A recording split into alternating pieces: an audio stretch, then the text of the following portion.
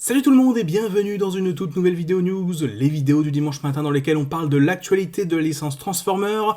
Ça y est, Rise of the Beast est sorti, mercredi en France, vendredi aux États-Unis, et ça va constituer une partie de la vidéo. Alors pas une très grosse partie non plus, parce que j'ai prévu de vous refaire d'autres vidéos sur le film qui, je pense, vont vous intéresser. Ça sortira cette semaine, je vous tiendrai au courant.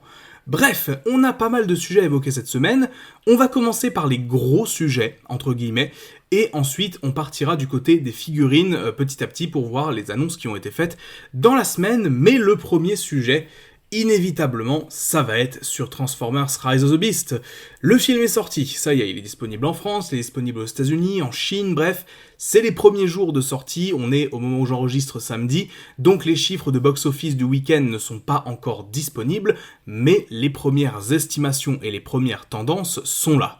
Alors, commençons par les États-Unis avec un box-office qui va se fight très clairement avec Spider-Man Across the Spider-Verse, donc le film qui cartonne vraiment en ce moment, et c'est mérité. Alors je l'ai pas encore vu personnellement, mais j'ai tellement aimé le premier que je suis sûr que je vais adorer celui-là aussi. Donc il faut savoir que Spider-Verse a fait un premier week-end absolument exceptionnel aux États-Unis. Je crois qu'il a fait 120 ou 130 millions de dollars dans l'ensemble du pays, et donc évidemment pour son deuxième week-end il chute un petit peu, il va chuter aux alentours des 60 millions, et il va trouver sur sa route Transformers qui devrait à peu près générer autant. Donc en fait, il y a vraiment une grosse hésitation, un gros suspense pour savoir lequel des deux films sera premier de ce week-end aux USA. Alors dans les faits, ça change pas grand-chose parce que d'un côté, Spider-Verse est déjà un succès et de l'autre, Transformers, c'est toujours un petit peu difficile de juger parce que pour l'instant, les estimations de box-office tournent entre 55 et 60 millions aux USA. On va parler du reste du monde après. Aux USA, donc, on est à peu près sur cette estimation-là. Qu'est-ce que ça veut dire ? Ça voudrait dire que c'est un meilleur démarrage pour le long métrage comparé à Bumblebee qui avait rapporté 23 millions, mais dans un contexte différent, c'est-à-dire un film à plus petit budget, qui avait énormément de concurrence et qui sortait le même jour qu'Aquaman. C'était un petit peu différent, mais la vraie comparaison, il faut la faire avec Transformers The Last Knight, qui était sorti en 2017 et qui était sorti au milieu de nulle part. Il avait aucune concurrence. Le seul gros film qui sortait, on va dire, proche, c'était Wonder Woman, et il y avait genre 3 semaines d'écart entre les deux. Donc c'était, voilà, il avait le champ libre concrètement. Et The Last Knight avait rapporté sur ses 3 premiers jours 44 millions, chose que Rise of the Beast va à peu près assurément dépassé, puisqu'il a déjà généré 8 millions en avant-première et 25 millions pour son premier jour, donc ça vous donne à peu près une idée. Donc tout ça pour dire qu'il est bien parti pour battre The Last Night sur ce point-là, ce qui est, je pense, pour Paramount et pour Hasbro, une forme de ouf, de soulagement. C'est-à-dire de se dire que, ok, The Last Night ça a été la cata, aux États-Unis en particulier, Rise of the Beast dans le contexte qu'on connaît, c'est-à-dire avec Spider-Verse qui sort une semaine avant, Flash qui va sortir une semaine après, il arrive quand même à faire un score honorable, convenable, qui certes n'est pas au niveau des meilleurs de la saga, on est très loin de Revenge of the Fallen, de Dark of the Moon, du premier film notamment, mais ça reste quelque chose qui remonte comparé au film d'avant, et ça, c'est quelque chose, voilà, l'hémorragie s'est peut-être arrêtée aux États-Unis pour Transformers, et mine de rien, c'est assez intéressant à voir, et moi qui ai suivi pendant à peu près 1 mois et demi les estimations de box-office pour savoir à peu près qu'est-ce que ça allait donner, qu'est-ce que les vrais professionnels pensaient, même eux ont été surpris en réalité du box-office de Transformers. Il faut savoir que les premières estimations, j'en avais parlé dans une vidéo dédiée, les premières estimations de box-office pour Rise of the Beast faisaient état d'un premier week-end à 40 millions maximum. C'est-à-dire que là, ça a quasiment presque doublé, en fait. Si on prend l'estimation basse, la nouvelle estimation est quasiment le double de cette estimation-là. Donc, c'est quand même vachement encourageant. Alors oui, Deadline et The Hollywood Reporter avaient notamment reporté un box-office estimé à 68 millions. Bon, ils avaient été un petit peu optimistes, quoique faudra voir. Globalement, c'est un bon premier week-end aux USA pour Transformers qui s'annonce dans un contexte particulièrement compétitif, et ça, mine de rien, je pense que Paramount et Hasbro le prendront en compte. Ça y est, peut-être que Transformers a inversé cette tendance du box-office américain qui chute inexorablement. Maintenant, il faudra voir surtout comment est-ce qu'il continue de performer, c'est-à-dire qu'avec Flash qui arrive la semaine prochaine, et ensuite Indiana Jones à la fin du mois, il faudra voir si le film continue petit à petit de ramasser million par million, enfin on va dire 10 millions par 10 millions, ainsi et gratter jusqu'aux 100 millions, puis ensuite, à voir jusqu'où il peut aller ensuite. Honnêtement, je reste sur ma prédiction qui peut faire à peu près autant que The Last Night et Bumblebee, si ce n'est un peu plus, sur le sol américain, mais vu le contexte, ce serait déjà une belle performance, croyez-moi. À l'international maintenant, on a des chiffres qui sont un petit peu moins encourageants, alors pas spécialement les chiffres en eux-mêmes, mais plus par rapport aux attentes. C'est-à-dire que Transformers, je vous l'ai déjà expliqué, c'est une franchise qui, historiquement, s'est toujours mieux vendue à l'extérieur des États-Unis qu'aux USA directement. À part les 2 premiers films, ensuite on a toujours eu une divergence entre le succès aux USA et le succès dans le monde. Il suffit de voir Edge of Extinction par exemple, qui avait rapporté 200 millions et quelques aux États-Unis et 800 dans le monde entier. C'était 4 fois plus dans le monde qu'aux USA, ce qui était absolument colossal. Porté par la Chine, évidemment. Là, visiblement, on a un phénomène, alors qui n'est pas complètement inverse. C'est-à-dire que Rise of the Beast, typiquement, est en tête des box-office français, du box-office français, et en tête du box-office chinois, etc. Voilà, c'est le début, évidemment, tout le monde va commencer à voir le film. Mais les chiffres en eux-mêmes ne sont pas forcément ultra incroyables. En France, le démarrage est un tout petit peu inférieur à Bumblebee. Alors Bumblebee, certes, est sorti en période de Noël, et contrairement aux USA, il n'était pas sorti le même jour qu'Aquaman, donc il avait pu faire un démarrage, on va dire, très correct, très bon même, mais malgré tout, ça reste, en France, objectivement, le moins bon démarrage de toute la saga. Faut dire que, voilà, je veux dire, on a Spider-Verse qui est sorti. En France, j'ai vraiment pas l'impression que la hype générée par Rise of the Beast soit exceptionnelle, c'est-à-dire que quand j'étais au Grand Rex, il y avait une super ambiance, etc., il y avait vraiment beaucoup de fans qui étaient là, ça faisait super plaisir, mais à l'échelle du pays, je suis pas sûr que ce soit un film qui est attirer plus que ça les gens. Donc faudra voir quand est-ce que le million de spectateurs sera atteint, faudra voir à peu près tous ces chiffres-là, voir aussi les chiffres du week-end en France, le nombre d'entrées, ce sera intéressant à voir, mais je pense que là pour le coup on va être sur une tendance un peu descendante, surtout qu'en plus il y a un point à prendre en compte qui est finalement jamais pris en compte par certains, mais qu'il faut aussi voir, c'est que, notamment ce que les experts analysent, c'est simplement la météo. C'est un truc tout con, mais les familles qui vont voir ce genre de films, les gros blockbusters comme ça, c'est des films qui vont se voir en famille, c'est des films qui vont se voir entre amis. Or, en ce moment, il fait super chaud dehors, alors à part pour les gens qui veulent se réfugier dans les cinémas, mais par exemple, en France et au Royaume-Uni, on a le cas donc d'un week-end qui est très joli en termes de météo, les gens vont peut-être pas aller s'enfermer dans un cinéma à ce moment-là. Donc voilà, c'est un petit peu la façon d'analyser les choses, mais en même temps, on peut pas cacher qu'il n'y a aucune hype plus que ça, on va dire, autour de Transformers, surtout avec Spider-Verse qui est sorti juste avant. En Chine maintenant, donc l'estimation de box-office est d'environ 30 millions sur le premier week-end, ce qui serait pas foufou on va dire, mais en même temps ça s'inscrit dans une tendance qui pour le coup n'a rien à voir avec Transformers, qui est juste que les films hollywoodiens marchent de moins en moins bien plutôt dans le pays. Le public chinois commence à rejeter en masse les blockbusters américains, alors pas tant pour des raisons politiques de ce que j'ai pu comprendre, de la part de la rivalité entre les États-Unis et la Chine sur le plan géopolitique. En réalité c'est plus que les Chinois commencent à vraiment produire des films qui sont rivaux en fait des films américains sur leur propre sol, c'est-à-dire ils produisent leurs propres blockbusters, leurs propres univers de fiction, beaucoup de science-fiction aussi notamment parfois, et en fait ils ont un marché intérieur qui est tellement énorme, je dirais plus d'1 milliard de personnes, qu'en réalité ils ont suffisamment de public qui va le voir, et en fait ça reste circonscrit entre guillemets à la simple Chine en quelque sorte. Donc voilà, c'est assez particulier la situation en Chine en ce moment. Alors notamment on a Fast and Furious 10 dernièrement, donc Fast X, qui a beaucoup marché, mais parce que la licence là-bas marche bien.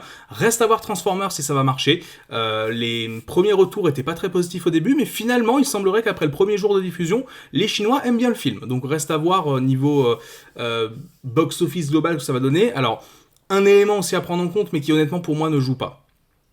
Honnêtement, on a aussi le fait que le public chinois, et ça c'est pas inconnu, est un public un petit peu raciste. C'est le pays même globalement qui est comme ça. Il suffit de voir quand on se souvient de Black Panther dans le pays où le visage du personnage n'a même pas été montré sur les affiches, John Boyega qui avait été retiré des affiches de Star Wars, la petite sirène qui ne marche pas parce que bon déjà ils s'en foutent un peu, et aussi parce que l'actrice est une actrice de couleur, etc. Beaucoup avaient dit que le fait que les humains principaux dans ce film soient des personnes en l'occurrence latino et afro-américaines, ça allait jouer. Personnellement, je pense pas, parce que d'après ce que j'ai pu comprendre des gens qui analysent le box-office chinois, ils vont voir Transformers principalement pour les robots, et notamment Optimus Prime, dont ils sont particulièrement fans. Donc voilà, après, faudra voir les critiques qui sont faites là-bas, mais a priori, le film est plutôt vu de façon positive. Reste à voir maintenant à quel point le box-office se développera et à quel point voilà ça pourra rapporter à l'international. Donc voilà, c'est difficile en fait pour le moment de faire des pronostics sur Rise of the Beast, mais dans tous les cas, on a évité le scénario du pire. C'est-à-dire que je vous avais parlé il y a presque un an maintenant des scénarios possibles pour le box-office de Rise of the Beast. Il me semble que c'était en septembre, donc ça fait un peu moins d'un an quand même. Et je vous avais dit qu'il y avait un scénario catastrophe où le film vraiment rapportait rien du tout, se plantait à l'image d'un Terminator Dark Fate, maintenant Shazam 2, du coup on a un peu ce genre de référence. Non, on a clairement évité ce scénario-là. Maintenant, à voir jusqu'à où le film peut progresser. Je doute qu'il aille vraiment plus haut que maximum dans les 600 millions, tout simplement parce que le box-office de façon générale aujourd'hui, à quelques exceptions près, genre Mario, parce que ça a été un film événement, ou Guardians of the Galaxy parce que c'était la suite et la conclusion d'une saga ultra appréciée en fait du grand public. Quand on voit par exemple les prédictions de box-office de Flash, c'est quand même pas exceptionnel malgré tout le marketing qui a été fait sur le film. Bref, voilà, faudra voir comment ça progresse. De toute façon, je vous ferai un petit point chaque semaine au début des news pour vous raconter tout ça. Et puis évidemment, on aura sans doute peut-être des déclarations de Paramount et de Hasbro au fur et à mesure, s'ils sont satisfaits ou non. Non seulement du box-office, mais aussi du côté de Hasbro, de la vente de jouets, parce que c'est ça qui est intéressant à regarder pour eux. On va pouvoir commencer avec les news un petit peu différentes, et ça, vous m'en avez déjà parlé la semaine dernière. Oui, c'est confirmé, Fortnite va accueillir des personnages de Transformers avec une nouvelle saison, donc sur le thème un petit peu de la jungle, globalement. Et donc, dans ce contexte, c'est ainsi que Optimus Prime et Optimus Primal rejoignent ce célèbre jeu vidéo qui, mine de rien, n'en finit pas en fait d'être toujours aussi populaire. Je me souviens que j'ai connu Fortnite à l'époque où le jeu débutait, donc c'était vers 2017-2018, quand la hype vraiment commençait à se créer autour de ce dernier, et tout le monde disait à l'époque ça finira par mourir, ça finira par se tasser. En réalité aujourd'hui on voit que Fortnite est toujours là, c'est un jeu qui a su énormément se renouveler. Personnellement j'y joue vraiment pas beaucoup, mais du coup avec Transformers j'ai relancé le jeu, et je vous spoil un petit peu la chose, mais je vais vous faire une vidéo sur le jeu. J'ai enregistré quelques petits gameplays à l'occasion de la sortie donc du pass de combat avec Optimus Prime dedans. Alors Optimus Prime, je l'ai pas déverrouillé parce que j'ai pas acheté tout le pass de combat, faut pas déconner. Donc je vais essayer de jouer un peu pour le débloquer. Et de l'autre côté, Optimus Primal, pour le coup j'ai acheté le skin et c'est avec Optimus Primal que je vous proposerai un petit peu de gameplay sur le jeu. Bref, sinon que dire, voilà, c'est une saison sur le thème de la jungle comme je vous l'ai dit. On a un petit skin d'Optimus Prime, un skin d'Optimus Primal avec des pioches donc en forme d'épée pour Optimus Primal et de sa hache pour Optimus Prime, donc ça c'est respecté, c'est cool. Et on a notamment dans les armes du jeu une arme cybertronienne qui a été rajoutée. Alors je crois qu'ils appellent ça simplement le canon cybertronien ou quelque chose comme ça. Et c'est cool en fait, c'est pour avoir pu le tester dans quelques parties. C'est un espèce de gros canon que tu charges qui envoie des décharges sur les autres joueurs. Enfin bref, voilà, quelque chose d'assez bateau. Bref, voilà, donc si vous souhaitez retrouver les Transformers, c'est possible dans Fortnite maintenant. Je sais qu'il y en a certains qui vont râler par principe parce que Fortnite c'est un peu un jeu de kikou par excellence on va dire. Mais bon, après c'est ultra populaire, c'est un bon coup marketing. GG à Paramount et Hasbro d'avoir inclus les persos dans le jeu, et surtout ça fait des beaux skins mine de rien qui pour le coup resteront à jamais. On enchaîne avec une autre news un petit peu plus intéressante et qui personnellement me hype énormément et enfin surtout me donne des infos sur un sujet que j'attendais beaucoup. C'est le nouvel éditeur des comics Transformers. Ça faisait plus de 6 mois qu'IDW avait perdu la licence, ça avait été annoncé il y a à peu près 1 an maintenant, ils ont terminé leur série fin 2022, maintenant quel éditeur va donc retrouver la licence Transformers? Parce qu'il y avait justement cette interrogation de dire est-ce que ça va même retourner peut-être chez Marvel, ce qui aurait honnêtement peut-être pas été la meilleure chose, même si Marvel c'est une grosse maison d'édition. Et finalement Transformers a atterri chez Image Comics et Skybound Entertainment. Alors Transformers et G.I. Joe, c'est les 2 licences Hasbro pour l'instant. On ne sait pas s'il y en a d'autres, mais qui ont atterri chez cet éditeur, qui est quand même l'éditeur des comics Walking Dead, de Invincible, etc. Donc c'est quand même un excellent éditeur qui a vraiment fait des super choses. Et surtout, la nouvelle histoire qui va inclure les personnages de Hasbro va commencer, il me semble, alors on aura des infos la semaine prochaine, mais ça va commencer réellement cet été, de ce que j'ai compris. Ça va s'appeler Void Rivals, donc en fait ce sera un petit peu une introduction, de ce que j'ai compris, à l'univers des Transformers et de G.I. Joe, et ce sera notamment écrit par Robert Kirkman, qui est du coup celui qui a fait Invincible, mais il y en a d'autres aussi personnellement. Je me renseignerai un petit peu sur le sujet, et quand on aura plus d'infos, je vous tiendrai au courant, parce que c'est super cool de voir enfin un nouvel éditeur pour Transformers. Alors IDW a fait des super choses, notamment dans sa continuité de 2005, c'est pour moi la meilleure continuité de l'histoire de Transformers, les personnages sont incroyablement développés, pour la plupart, mais depuis 2019, il est vrai que leurs histoires étaient un petit peu moins intéressantes, avaient moins capté de public, et voilà, il y avait eu une sorte de cassure à ce moment-là, ce qui fait que maintenant la licence se retrouve entre les mains d'Image Comics, ce qui est finalement plutôt un upgrade pour Transformers. C'est un éditeur un petit peu plus reconnu, qui a plus de licences, on va dire, et qui a surtout écrit beaucoup plus de choses un peu plus connues, un peu plus cultes, mais voilà. À voir comment cet éditeur va se débrouiller, j'ai très très hâte de voir, et j'espère que vous aussi. On enchaîne sur une petite interview de notre ami Lorenzo Di Bonaventura, qui pour une fois n'a pas dit n'importe quoi. Il parlait non pas de Transformers Rise of the Beast, mais de Transformers One, donc le film d'animation Transformers qui va sortir le 14 septembre 2024, donc dans un petit peu plus d'1 an, et qui racontera l'origin story d'Optimus Prime, Megatron, Elita, enfin bref, une origin story de la guerre cybertronienne. Et il a précisé une chose. La voix d'Optimus Prime dans ce film avait été teasée comme étant faite par Chris Hemsworth. Chris Hemsworth, donc l'acteur de Thor, si vous voulez, qui est aussi un acteur assez connu, on va dire, sur le paysage hollywoodien, qui a une voix, certes, un peu à lui, un peu caractéristique, machin, mais en soi, il a juste une espèce de grosse voix, si on peut le dire. Et donc tout le monde était déçu de se dire mais pourquoi Peter Cullen n'est pas là finalement ? Alors beaucoup avaient pu se défendre en disant oui mais c'est une version jeune d'Optimus Prime, Peter Cullen est loin d'être jeune aujourd'hui. En réalité c'est un petit peu différent. Et Lorenzo Di Bonaventura a précisé une chose, c'est que Chris Hemsworth jouera la version jeune d'Optimus, c'est-à-dire Orion Pax, et dès qu'Orion Pax deviendra Optimus Prime dans le film, donc peut-être vers la fin, on ne sait pas trop exactement, là c'est Peter Cullen qui prendra le relais. Et là, je suis très curieux de voir ça. Reste à voir voilà, ce que chacun fera en termes de performance. On sait qu'il y a aussi Scarlett Johansson qui a été cast pour jouer Elita One. Enfin bref, on n'a pas plus d'infos que ça sur le film. On a juste eu une pauvre image qui a été dévoilée, enfin qui était simplement le logo du film en fait. Le reste, c'est un petit peu le calme plat pour le moment. En même temps, c'est logique, ils vont pas commencer à promouvoir un nouveau film, alors que Rise of the Beast vient de sortir, on va attendre que tout ça se tasse un petit peu, et là, on pourra commencer à envoyer, je pense, des premières images, et un premier trailer. Alors je pense que maintenant, vu que la sortie c'est septembre, on aura peut-être un trailer, peut-être d'ici, février-mars 2024, je dirais. C'est ma première estimation, donc voilà, sachez que là, l'année 2023, ça va être full Rise of the Beast, je pense, et après, on passera à Transformers One. Bref, on verra bien, mais c'est assez intéressant, donc du coup, cette petite interview, pour une fois, Lorenzo est resté à peu près calme. Et voilà donc pour les infos principales, on va dire. Maintenant, on va enchaîner sur toutes les news en rapport avec les figurines, avec pas mal de choses aussi plutôt intéressantes, notamment les premières images du Legacy Evolution Dreadwing, donc le repaint de Skyquake, alors qui sera un pur repaint pour le coup.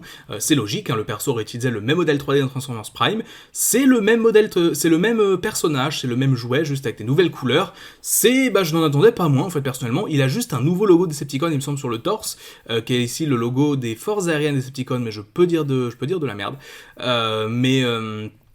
Mais bref, la figurine s'annonce très cool.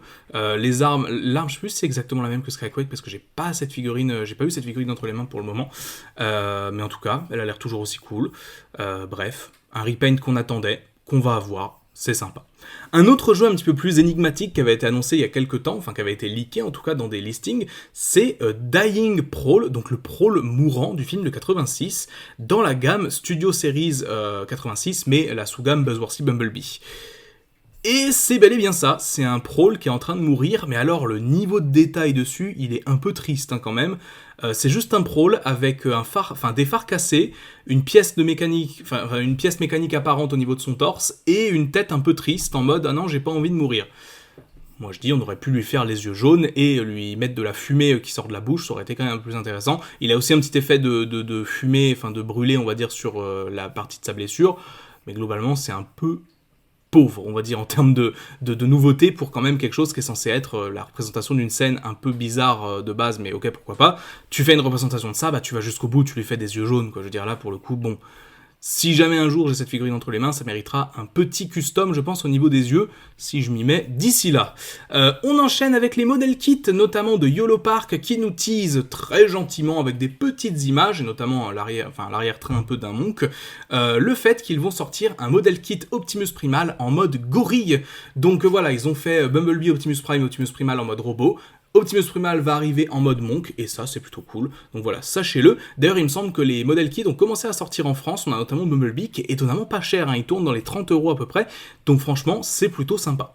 On enchaîne toujours sur les modèles kits, toujours sur ce qui est un petit peu plus haut de gamme cette fois, avec Free Zero, les Deluxe de cette compagnie, donc qui avait déjà présenté son Bumblebee il y a quelques temps, qui était magnifique, vraiment, le design de Rise of the Beast incroyable, et on a maintenant des visuels de Optimus Prime, donc la figurine Optimus Prime tirée de Rise of the Beast, elle est absolument incroyable, vraiment, la façon dont le design a été rendu, etc. Alors je sais pas du coup, parce qu'il me semble qu'ils avaient fait un Optimus du film de Bumblebee, est-ce que c'est du coup un gros retravail en fait de cette figurine là, ou est-ce que c'est simplement vraiment un tout nouveau modèle? Ça je sais pas du tout, est-ce qu'il y en a parmi vous qui ont cette figurine, dites-le moi en tout cas, en commentaire, mais c'est vrai que là il y a vraiment des super trucs. Ils ont bien refait les armes, ils ont bien refait ces deux visages entre guillemets, avec le masque et sans le masque. Non vraiment je trouve que c'est un travail ultra abouti, c'est vraiment incroyable. Pourtant de base je ne collectionne pas vraiment ces figurines là, mais pour ce genre de pièces, ouais, il est vraiment incroyable, je l'adore, je le trouve absolument magnifique. Et en plus du coup d'Optimus Prime, on a eu des images de Primal, donc officiellement donc du prototype, qui lui aussi a l'air absolument fou. Donc il est en mode robot, il n'est pas en mode gorille, donc il arrive avec sa double lame façon Beast Wars, il a l'air d'avoir plein de posabilités, il a l'air d'avoir plein de trucs cool à faire, non vraiment là aussi, alors on n'a pas encore les couleurs, même si bon on les connaît maintenant du film, mais ça a l'air absolument fou. Donc bon, ça c'est des figurines très chères, pour le coup il me semble qu'on tourne autour des 200 € voire plus, mais c'est quand même sympa. Toujours c'est chez Free Zero maintenant, on a un modèle donc un petit peu plus petit, de 17 cm environ, donc les M Deluxe, donc peut-être Mini Deluxe, c'est comme ça c'est ce que ça veut dire. Ultra Magnus, donc qui a fait un repaint d'un Optimus qu'ils avaient déjà sorti. Le fameux Ultra Magnus blanc, c'est vrai que c'est une représentation Ultra Magnus que j'aime beaucoup, donc si jamais j'ai l'occasion de mettre la main dessus, pourquoi pas, ça pourrait être cool, mais pour le coup c'est pas une grosse priorité non plus, mais je le trouve très joli. Et enfin, on va conclure cette vidéo par l'annonce, et ça pour le coup c'est juste une annonce, du Masterpiece Rhinox qui a été annoncé au Tokyo Toy Show de 2023. Donc voilà, on a eu déjà des Masterpieces de pas mal de personnages de Beast Wars. Rhinox n'était pas encore passé à la machine en quelque sorte, et maintenant ça va être chose faite. Aucune image, rien, c'est juste une annonce, donc il va falloir attendre un petit peu pour avoir des images. Bref, c'est tout pour cette vidéo news, j'espère qu'elle vous aura plu, j'espère que vous aurez pu apprendre plein de choses, que ce soit sur les grosses news ou les news un petit peu plus mineures autour des figurines. Voilà, c'est très cool d'avoir toute cette hype autour de Transformers en ce moment, même si, comme je l'ai dit, en France, elle n'est pas forcément énorme, mais globalement, c'est cool de voir un nouveau film au cinéma, c'est cool de voir tous les produits dérivés que ça amène, c'est sympa, vraiment, je kiffe ma vie de fan de Transformers en ce moment, et j'espère que ça va continuer aussi longtemps que possible. Bref, c'est tout pour moi, c'était Magnus, on se dit à très vite pour de nouvelles vidéos. Restez sur les réseaux, je vous tiendrai un petit peu informé de quand est-ce que je sortirai le gameplay sur Fortnite, etc. Voilà, si ça vous intéresse. Et vous avez notamment, je dis ça, mais pour ceux qui veulent, il se peut qu'il y ait une vidéo scandaleuse de moi avec le masque d'Optimus Primal en train de jouer à Fortnite qui se balade quelque part, mais ça, je vous laisserai aller voir mon Twitter éventuellement, et le Twitter notamment de Ada qui m'aide sur la chaîne YouTube. Bref, c'est tout pour moi, c'était Magnus, on se dit à très vite, ciao.